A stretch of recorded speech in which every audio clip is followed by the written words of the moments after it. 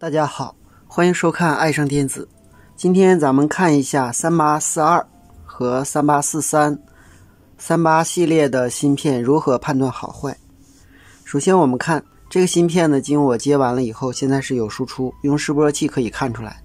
那么如果不用示波器呢，我们用我们的万用表也可以看出来，但是万用表要有测频率的档位，那么我们用万用表来测一下。如果没有测频率的档位，也可以测输出端电压。我们看它的输出端电压呢，现在能够达到 10.89 伏。我们现在的供电呢是12伏供电。因为它是3843，如果是3842呢，就必须达到17伏以上才能够测出它的输出。我们现在测的是六角输出端，是 10.88 伏。那么我们可以用频率档来测一下它的频率， 81.6 千赫，这样呢就证明它正常工作了。因为有的时候在线路板上，比如稳压部分坏了，芯片也不工作，那么我们就不知道芯片的好坏。另外新买回来的芯片是好是坏呢，我们也不容易看出来，所以呢就需要这个测量的电路。正常呢在3843通上10伏以上的电，一般是12伏左右的电呢，它八角就有5伏输出，这样呢就基本上能够判断这个芯片是好的。3842要加上17伏的电，这个八角才有5伏输出。但是呢我们的六角呢是没有输出的。那么怎么样才能六角有输出呢？首先二角和三角要接地，然后呢这个八角对四角要有一个 10K 的电阻，然后呢这个四角对地还要有一个电容是充放电的，这样就能够起振。刚才我们测得它的频率呢是80多千赫，主要是跟这个电容的大小有关。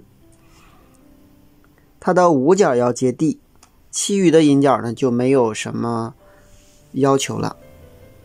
另外我们看四角接地的这个电容，在电阻是 10K 不变的情况下，我们看换一个223的，也就是22纳法的，我们看它的频率呢就是 8.31 千赫。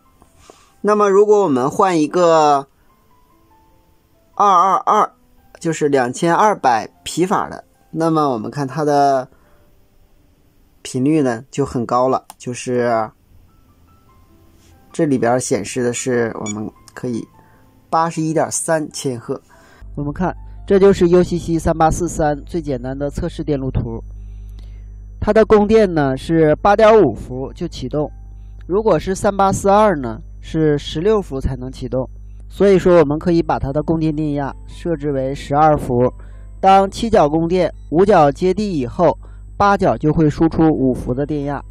如果这个八角5伏的基本电压没有，那么很显然芯片是坏的。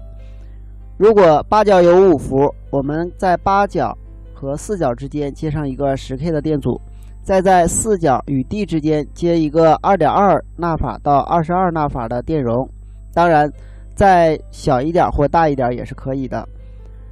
二角三角同时接地，五角也要接地，这时在六角应该有输出，它的频率是根据这个电容的大小不同，频率不同的。